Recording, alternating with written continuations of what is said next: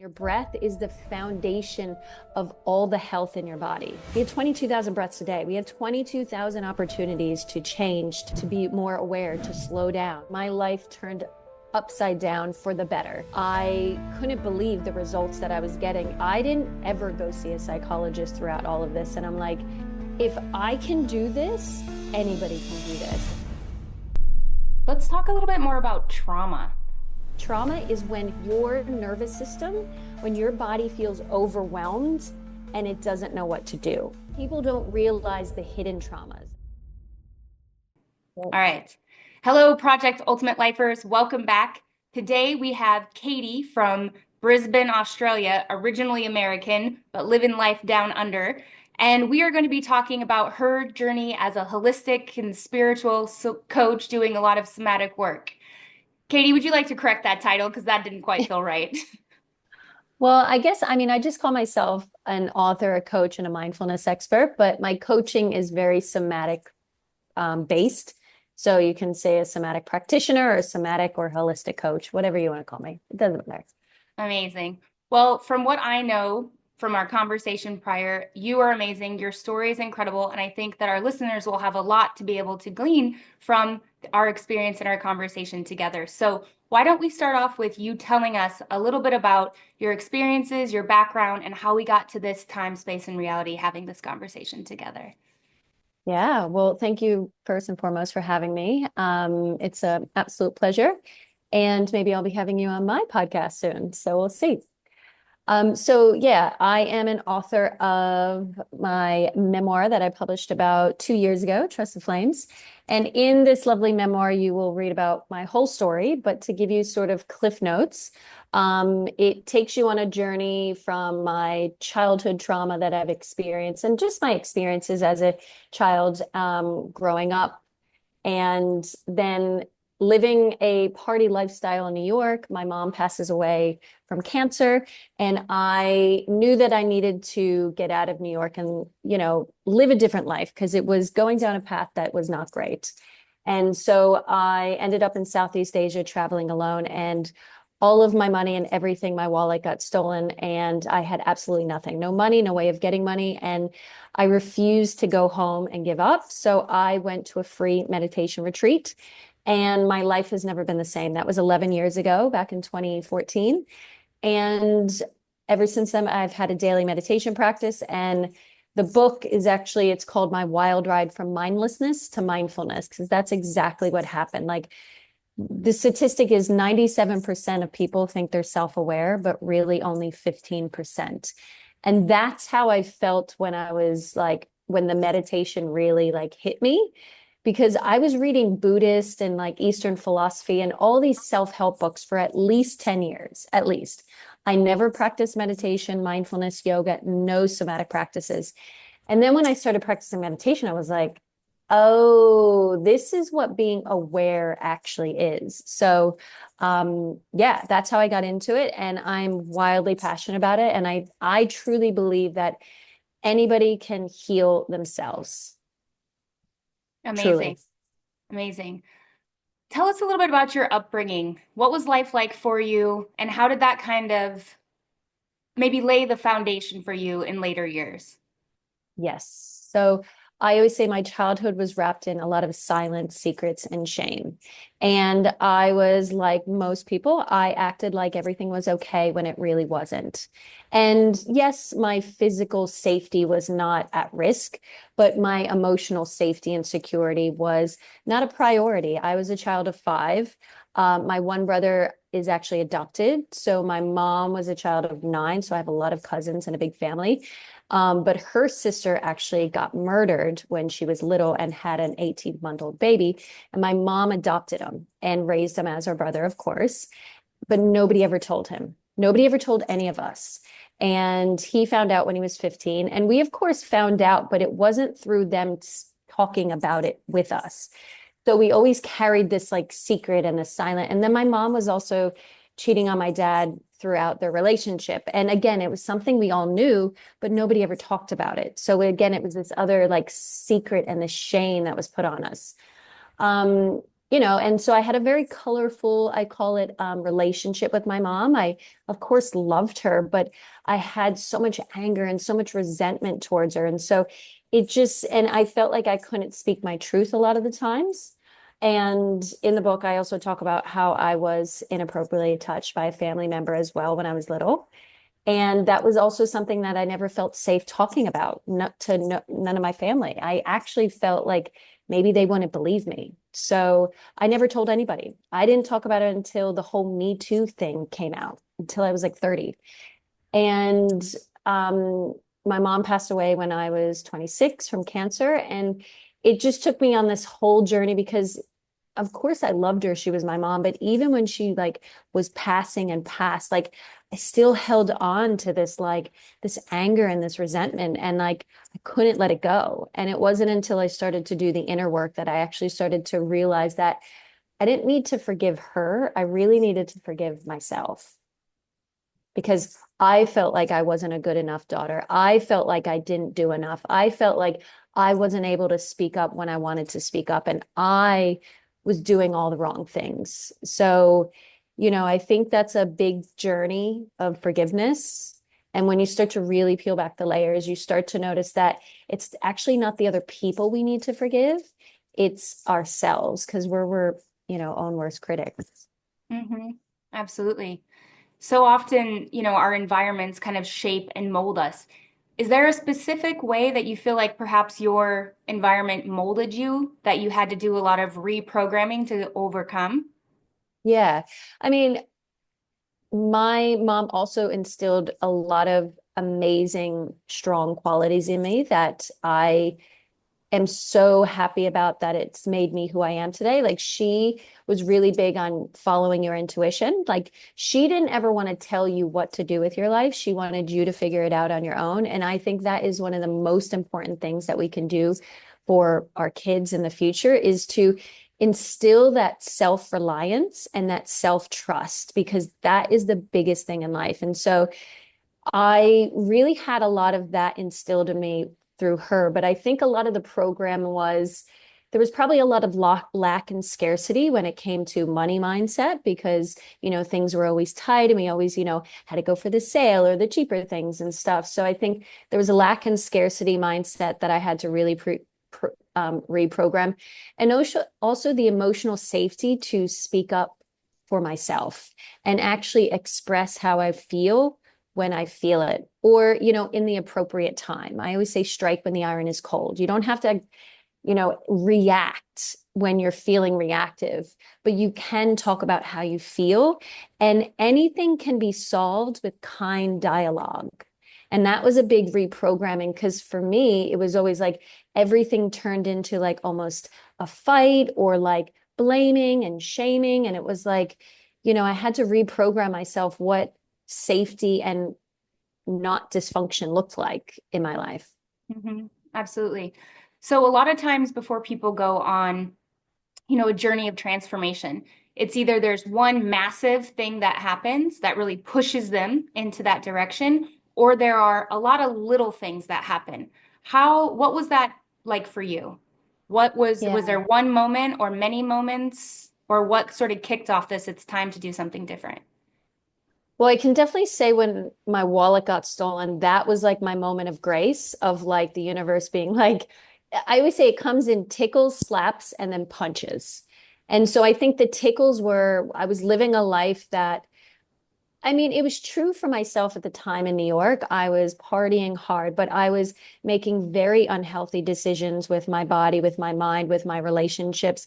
I was, of course, involved in toxic relationships, and my body had a lot of toxicity in it. I was inflamed. My weight fluctuated. I had anxiety and depression. I would sleep for 18 hours and then wake up and still be like, there was so many things about my life that I knew wasn't healthy, but like I still wasn't there to actually do a, anything about it. So I left thinking, oh, maybe I just need to travel. And so that was like another little tickle that like what I thought was supposed to happen didn't actually work out for me. And so I had to change paths again. And I think the universe just always does that as long as you listen to it.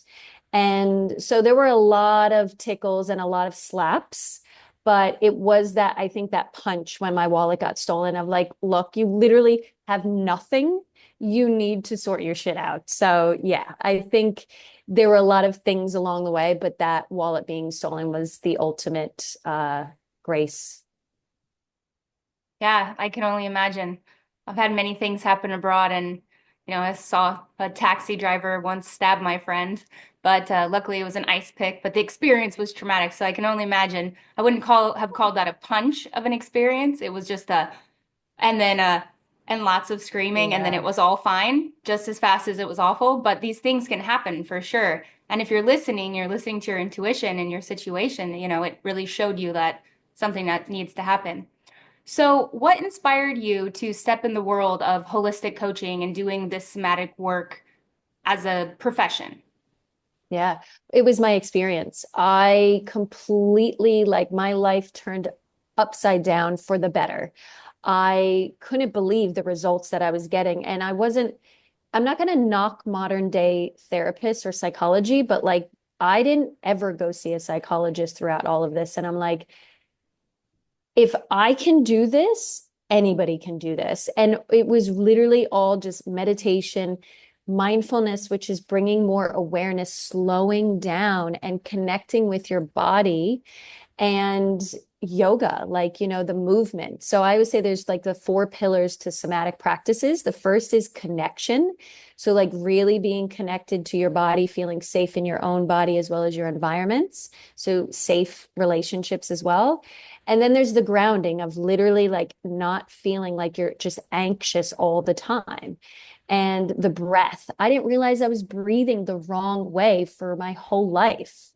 And most of us are, which is alarming. And your breath is the foundation of all the health in your body. Like, it's unbelievable how much we discredit the breath or don't pay attention to it. We have 22,000 breaths a day. We have 22,000 opportunities to change, to be more aware, to slow down, to relax. Um, I don't like the word relax, so because it's sort of like when you're really anxious, somebody's like, "Oh, just relax." It's never relaxed. Like, that's the worst thing you can say to somebody. And the fourth pillar I would say is movement. So moving your body in a way that feels good for you, not in a way that you feel like you have to do. I know for me, I used to do like, I need to be feeling like I need to puke after doing a workout, or it's not a workout. I hated yoga because I'm like, that's not never going to make me lose weight. I'm never going to lose weight by doing yoga. And then when I stopped going to the gym for 7 years and just practice a little bit of yoga, a little bit of Pilates, low intensity, like very somatic practices, my body got in the best shape of my life. In saying that, I'm almost 40, so I am doing a lot of light resistance weight training now, and my body is definitely getting a lot better. So Hmm. you need to Yeah, do more than just yoga. I wish I could go back and tell the 20-year-old version of myself, like, just stick with weight training your whole life, you'll be good. We Instead of, definitely need some yoga in there because you need to open and stretch and breathe into the body. But doing weights, absolutely.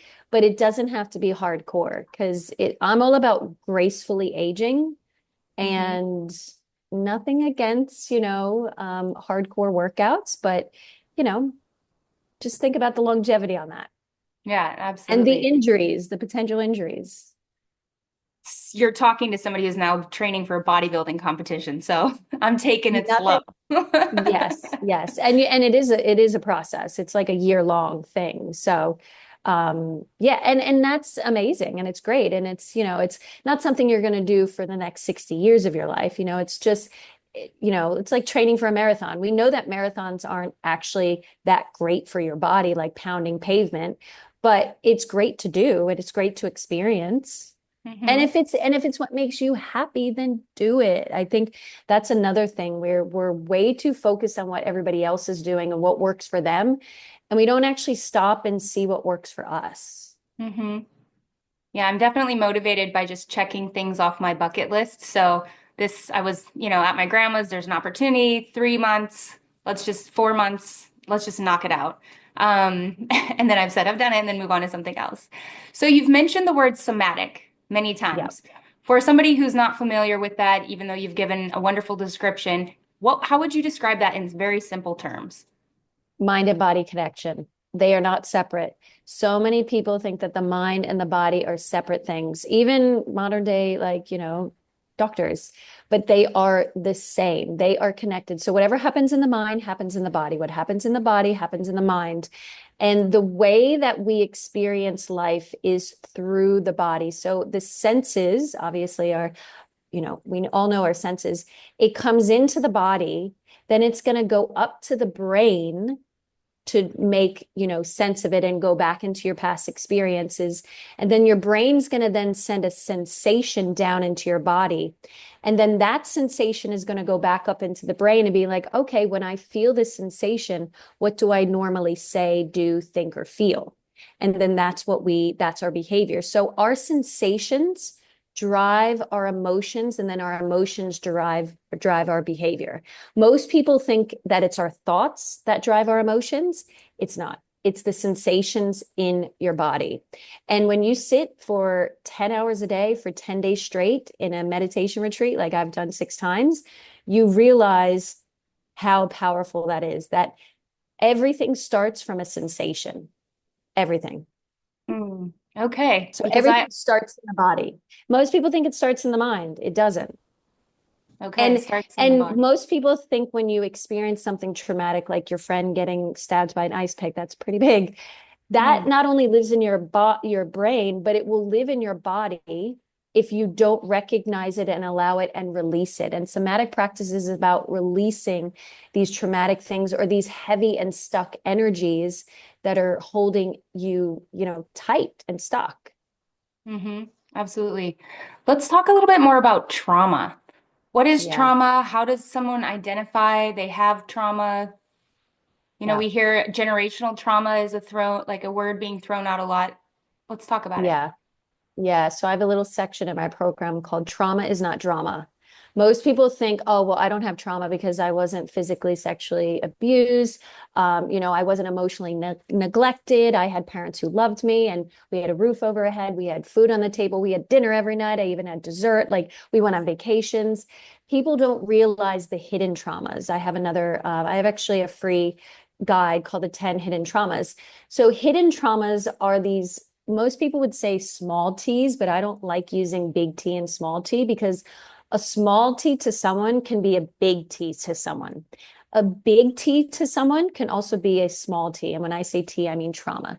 So most people think a big T is like, your physical abuse, your sexual abuse, your emotional neglect, like the wars and starvation and, just all these big things. And the small things are like when you weren't able to speak up for yourself because you didn't feel emotionally safe.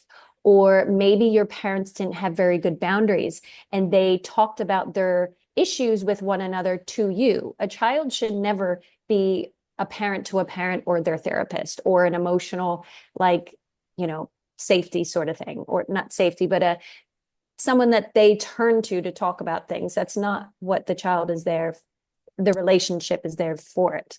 And so it's these all these small little hidden traumas that people don't really, even bullying, if you were gossiped about, like so many things are actually traumatic experience. It's trauma is when your nervous system, when your body feels overwhelmed and it doesn't know what to do. And that happens a lot, especially for children, but we obviously forget about these things because we grow up and just, kind of suppress them. Um, but if we don't feel emotionally safe to talk about things that are really important to us when we're little, then we're going to grow up not having very good boundaries. We're going to, be a people pleaser, or maybe we're going to live with FOMO or, all these other things that are very unhelpful when we want to have growth. Mm-hmm. Okay, you sort of just described sort of how they come up for us. What Yeah. about, there's that bridge between awareness. You talked about Yeah. self-aware. A lot of people don't even know that they're not aware of the Yeah. fact that they're not aware. How do we Yeah. become aware of potentially these traumas that are still living with us that we don't realize how they're affecting us on a day-to-day basis? Yeah. So they're going to show up in your body physically, mentally, and emotionally. So physically, it could look like gut issues. Like for me, it could look like chronic pain. It could look like autoimmune diseases. which I don't know if you know, but 80% of people who have autoimmune diseases are women because women were, we've suppressed ourselves for so long because we weren't allowed to have a voice, and we weren't allowed to say no. Um, so it'll show up in your body. I always say, like, if you don't know how to say no, your body will say it for you, which means you might start having sleep issues or sleep or chronic fatigue. You could have, there's so many things like it could be you being very explosive, not being able to emotionally regulate, which is pretty common. Um, Many different ways, like getting into toxic relationships, eating unhealthily, having these cravings for food when you're not actually hungry. Um, yeah, a whole list of things that people think is either just normal or they sort of blame their outside things like, oh, I'm just stressed with work. Oh, I'm just stressed with the kids. It's like, well, if you actually slow down and start to notice where you keep distracting yourself from actually feeling, then you start to realize, okay, what's underneath this? Hmm. So if And I think the someone were, biggest thing is we're just really distracted in this time and age. We're actually not slowing down and paying attention and being more quiet with ourselves. hmm, if someone were to come to you because they're hearing this and they're listening to, some of these different symptoms, they're like, oh, I've got that. Maybe this is something I could relate to. What does that process look like? And then do you have any specific examples working with other clients that, they started at point A and you got them to point B and what results they Yeah. had? Yeah. So I use my ABCs to healing framework. So the A stands for awareness, the B stands for boundaries, and the C stands for compassion. So obviously, we don't, a fish only knows the water they swim in. If we don't have an awareness of, most people who come to me, thankfully, are already in the awareness stage of saying, I have all these symptoms and I don't know why. So just having the awareness that something is wrong and wanting to get help, that's one of the biggest steps, I would say. Honestly, like spending money on your own self for healing, a lot of people don't like to do. They'll spend money on their business, their dog, their kids. But me, I don't need to spend money on healing. Like, what are you talking about? I'm fine.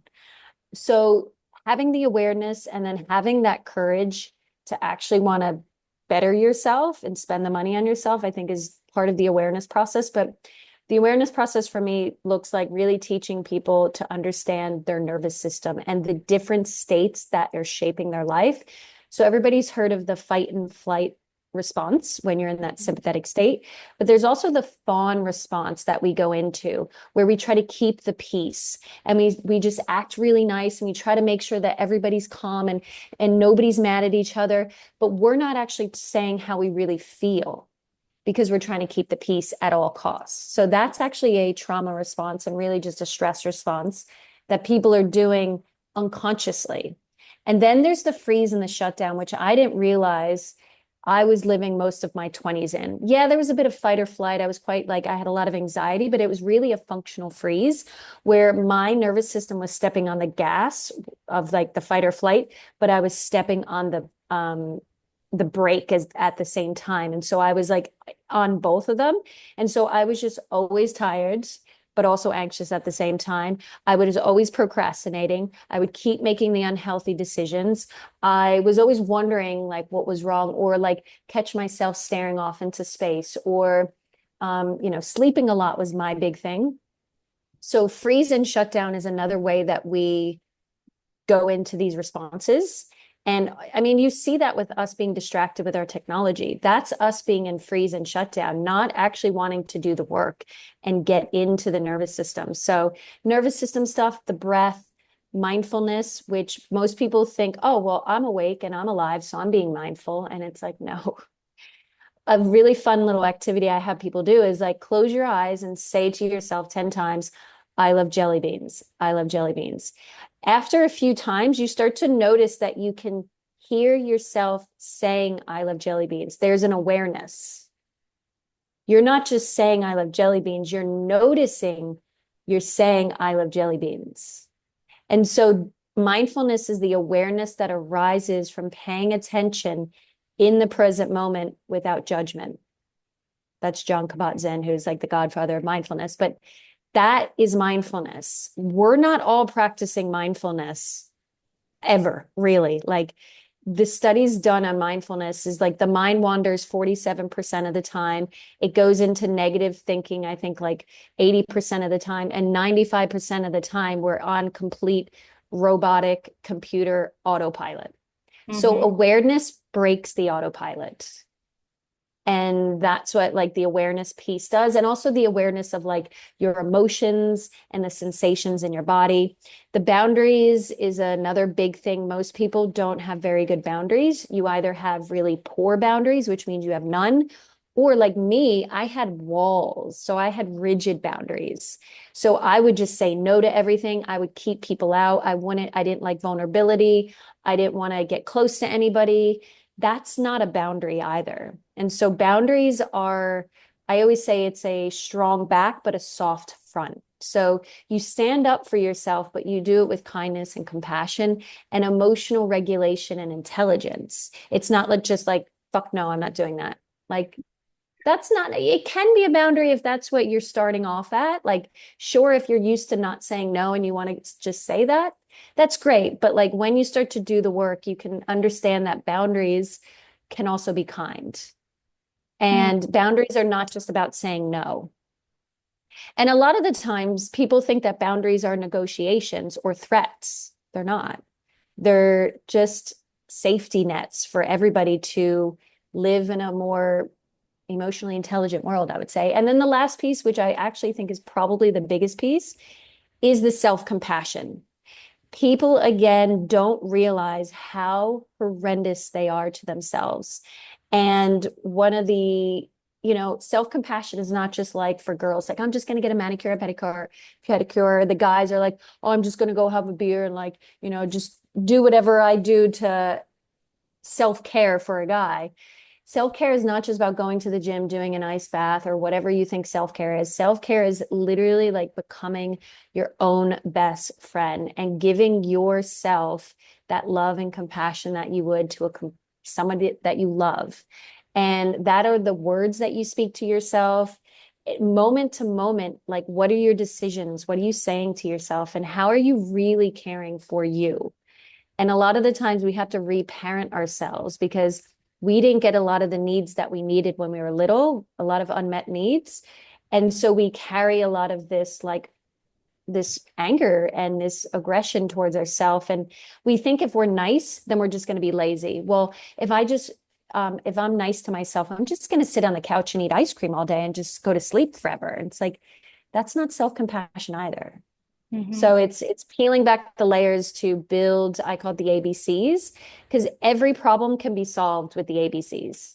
Every problem. I You want to can talk manifest anything with the ABCs. I love it. I want to talk a little bit more about boundaries because, again, this is one of those terms that come up. What is a boundary? What does that look like when we put them into place? And how can we Mhm. teach people new boundaries when we perhaps never had those in our relationships prior to the current moment? Yeah. So having uncomfortable conversations is one of the hardest things to do. And I would recommend people writing things down first. And sometimes, even if you, and like, I have a lot of scripts for people to use because it's very new emotional like language for people to actually talk about these things. So writing things down first can make it a little bit easier than just speaking it. So I think that's what has helped me is like writing my book has been writing. And now I journal every day. I never used to have a journaling practice. And there were times like in the first few years of my marriage with my husband when I wanted to say these really uncomfortable things, but I didn't have the courage to do it without reading it off of the piece of paper. So I would literally have these conversations just reading off my piece of paper because I wanted to make sure that I said what I wanted to say, how I wanted to say it. And a lot of the times we don't do that when we're in the moment because our nervous system is so dysregulated. Like I know that feeling more than anybody.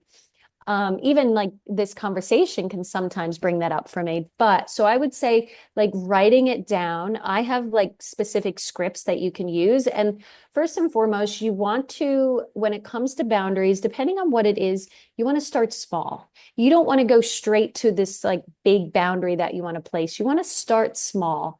And if it's an external boundary with somebody else, you will also want to give that person the invitation to let them know that, like, hey, is this a good time to talk about this? Like, don't just like slam it on to somebody. And then you can also validate the situation of like, I know you feel blah, blah, blah, but you have to use I statements instead of blaming or putting or projecting. So you want to really come from a place of, when this happened or happens, this is how I feel, because nobody can argue against you how you feel. And then you say, if or when this happens again in the future, this is what I'm going to do. And a lot of people I don't love the word consequence, but that's kind of what it is. You're going to tell the person what you're going to do instead. That's different. And so when that thing comes up again, you do that different thing, because you have to prove to yourself that you can do hard things and that you can trust yourself and you can stick to them. Because if somebody keeps crossing your boundary and you just say, that's okay, you're teaching them that it's okay. So I always say you teach people how to treat you by what you accept, by what you allow, and by what you respond to.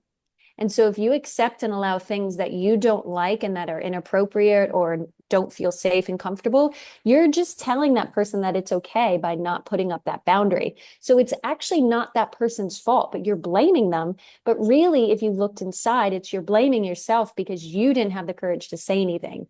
But that's an external boundary. I would say most people have more issues with internal boundaries.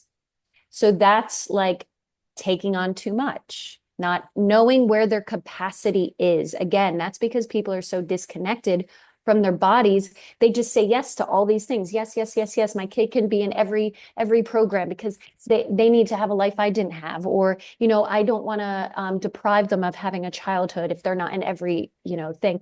It's like, or, oh, we need to get a puppy for the baby because, it'd be great for a child to grow up with a kid. It's like, okay, but is that going to be good for your nervous system? Because you also have to partake in that, and that's your capacity. And a lot of people are not checking in with themselves. So internal boundaries is also like your time, your resources, what you put into your body, what you put into your mind. A lot of all the information that we're digesting these days, a lot of people don't have boundaries around that. We're looking at our phone first thing in the morning, last thing at night. So many things. So basically, you've got internal boundaries and external boundaries. There is a very gentle way to approach them all. And it's available to anybody who's willing and wants to work on it. But it will require you to be uncomfortable. Mm-hmm. And maybe have some conversations that make you want to, vomit almost. Like that's how we build better relationships and we build better boundaries. Mm-hmm. What changes would somebody notice who went through the ABCs or really started doing more of these mindfulness practices, some more of this like somatic work, with the mind and body? What kind of changes? How would they show up differently in their life as a result of this? Yeah, I'll give you an example which I didn't touch on before. One of my first clients, she came to me and she had been doing like her mom and her sister were therapists. So she was very, aware of going to therapists and talking about her stuff, but she was like, it's not working. She was going through a big breakup. She was smoking. She had a lot of weight on that she wanted to lose, and just she felt like crap. And so we went through the program, and literally like her life, she's still, and this was like 45 years ago, she still messages me all the time like, Katie, like you've changed my life. Like she does yoga all the time now. She's lost like 30 pounds. She stopped smoking. Like she just feels great about herself. Like we're human. We're not going to feel perfect all the time, but you feel more confident. You feel like you can take your resilience is much wider. So you widen your window of tolerance. You feel like you are a bit more confident, and you feel like you have more time because you're not wasting your time on the things that drain you. You're really focusing your attention on what matters most. And I think that's another big thing in this world. One of the biggest things people is like, oh, I feel so distracted. Well, there's always going to be distractions. That's always going to be there, but it's where you focus your time and energy, and we can train the brain to do that. Just like you take yourself to the gym to build your muscles in your physical body, you can do the same thing with your brain. So you can actually build muscle by practicing mindfulness and meditation and the somatic practices. It's called neuroplasticity. So the two biggest like scientific reasons why the ABCs works is because of neuroplasticity, the brain's ability to rewire itself. So you change and build new habits, and interoception, which is your body's ability to notice sensations because they drive your behavior.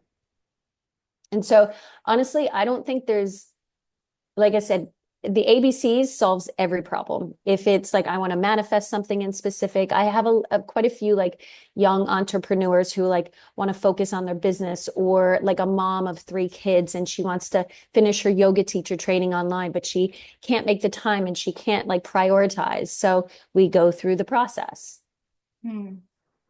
What are some habits that you would recommend just in general for people who want to start? They recognize, okay, a change needs to happen. I know I need to do the meditation, the cold plunge, the exercise, this. What would be the basic, you know, let's call it a 3-month path? What would be Yeah. some step-by-step habits to sort of start implementing slowly so that you could get to this result Yeah. that you Well, would first and recommend? foremost, I would say slow the F down. We are rushing for everything. And when you start to slow down, you start to notice the uncomfortableness. And that's where the work is doing things slower. Like I always like tell people, single task, which means you do one thing at a time. So if you're chopping the garlic, you're not putting the water on to boil, you're not doing the laundry, you're not, and I mean, I know with parents with kids, a lot of the times you have to have the baby and do multiple things at multiple times. I get that. But at the same time, we can really slow down and be more present if we tried. But a lot of us are not being present. We are very distracted by things. So I would say really it's about slowing down, connecting with your body and breath. And one of my like easiest breath, what you want to focus on, I think a lot of people are breathing in their chest. They're shallow breathing. So we're breathing on average 12 to 20 breaths a minute. And that is highly toxic for the body because you're getting a lot of CO2 in, which is bringing distress signals into the body. And the body's just not going to work properly when you're not breathing properly. We want to slow the breath down to at least like a 5 to 6 breaths a minute. And all you have to do is just, if you have time to close your eyes and slow down, you can do this driving though without closing your eyes. Just inhale and exhale nice and long. And now, if you need to breathe it out through the mouth, that's great, but you want to get in the habit of nostril breathing. And if you want to add on a little element of adding mindfulness or awareness into it, inhale for a count of 4, take one little pause. It forces you to pay attention and slow down, and exhale for 8, take one little pause, and then continue that for a few times. So when we exhale out longer, we actually step on the brake pedal of our heart rate. So we slow the heart rate down, which naturally calms the body. So just by slowing down, functional breathing, and being present, you have no idea how much this can shift and change your life. Yes, I wouldn't recommend actually a cold plunge to everybody because it actually can dysregulate somebody who's really dysregulated. So cold plunging is great, of course, but it is about knowing what your body needs and not feeling like you have to do a million things all at once, or you have to do a million things in order to heal yourself. It's a lot more simple and it's a lot more free than I think people want to, accept. I think they think it has to be this big thing, but it's not. And Mm. it's in the micro moments. Again, we think of like, getting married and having a kid, and those are the big things in life, but it's about moment to moment how you live. How you do anything is how you do everything. And if you are constantly rushing and think everything's a priority, then look at what your life's going to look like. Mm-hmm. You need to That's be clear on your values as well. And also, I think having, a vision of what you want and how you want to feel. A lot of people don't stop to think about it. The first session I have people do before we go into the ABCs is our vision. So in 3 years from now, like, what does that person look like? What do they feel like? Who are they talking to? How are they carrying themselves? Like, what emotions are they feeling when they first wake up? And yeah, so I would say slow down, pay attention, functional breathing, longer exhales, slow that down as well, and have a vision and have, 2 or 3 words on what your values are. And that's your North Star. beautiful. What's one chapter in your book that if someone read it would just change their life? What would they learn from it? I obviously, oh, well, The I got to whole break this book. into I did talk about the part where my wallet gets stolen. I think that's like the sort of arc they call it. That's the arc, but every time I ask people what your favorite chapter was, they always say Burning Man. So I went to Burning Man, and that's where I met my husband. So everybody loves reading about the Burning Man chapter. But my favorite part of the book is when I was working in New York City as a marketing on the marketing team for a legal media company, which is so weird to think about. But I was going through a lot and my mom had just passed away and I wanted to get fired so that I could get paid to leave. And so I literally got drunk every day for a week trying to get fired. And on Friday, when I came into the office, I literally had gumboot or rain boots on, a dress. I had no makeup. I had my hair on top of my head. I was just like, I was a loose cannon. And I got called into the office by the CMO. He promoted me. It literally was a scene from the Office Space. I was like, this is like this is crazy, but okay, I'll take it. So I took the promotion and I stayed for another like 3 months and And then I stop finally drinking left. on the job? Yes, I stopped drinking on the job, but yeah, so that's my favorite part of the book. I think it's the most fun. But most people love the Burning Man chapter. Yeah, that sounds very cool. What's been one of the biggest surprises that you've encountered on your coaching journey? I think just again how simple and powerful all this work is, and that it is really truly available to anybody if they are willing and want to do it, the work. Yeah. Hmm. We hear this comment a lot, the work. What does the Yeah. work mean to you? Like, how would you describe that to somebody to do the work? Yeah. Well, it's self-awareness. So, like I said, 97% of people think they're self-aware, but only 15% are. And when you become self-aware, you have to be really self-responsible. So that means everything is your fault and not in a negative victim mentality, but you are the creator of your destiny. Like everything that happens is because of every effect is from a cause or cause and effect. Yeah. So you are responsible for everything in your life, everything, not for how anybody else shows up, but how you show up in every moment. And when you become more self-aware, sometimes it can be a little exhausting because you're like, oh, but I don't want to have to think about this and like, or, take that responsibility and have that conversation. But yeah, so I would say that's the work is, it's hard. It's hard to be vulnerable, vulnerability. Yeah. Okay, so you're making incredible progress and an impact with your work. Where do you see yourself going in the future? What comes next for you? Yeah. So I want to write more books. I want to be speaking on stages. I want to have more digital programs. And yeah, I just want to continue to, I call myself like a light worker, like, and everybody is a light worker, I think, just spreading the awareness and the goodness that this work brings. Awesome. If someone was at the start of their journey, they were wanting to, maybe they've become aware of the fact that they should probably start considering some different action steps. What advice would you give them to kind of help nudge them along their path? Yeah.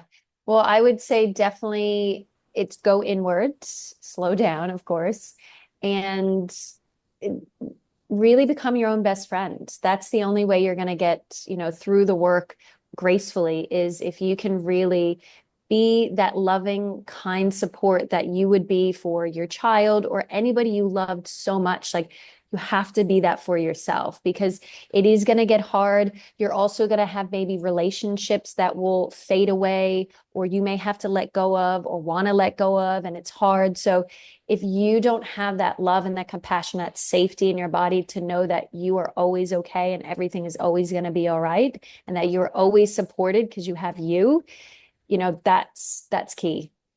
Mm, absolutely.